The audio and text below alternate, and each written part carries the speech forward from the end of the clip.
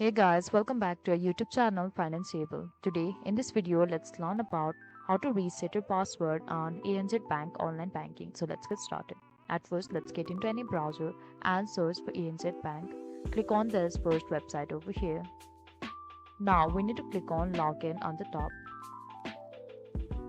Now we need to enter our registration number. And since we have forgotten the password, click on forgot login details over here.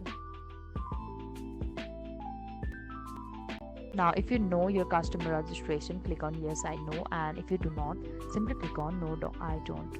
So let's go for yes, I know for now and enter your customer registration number. And we need to click on next over here.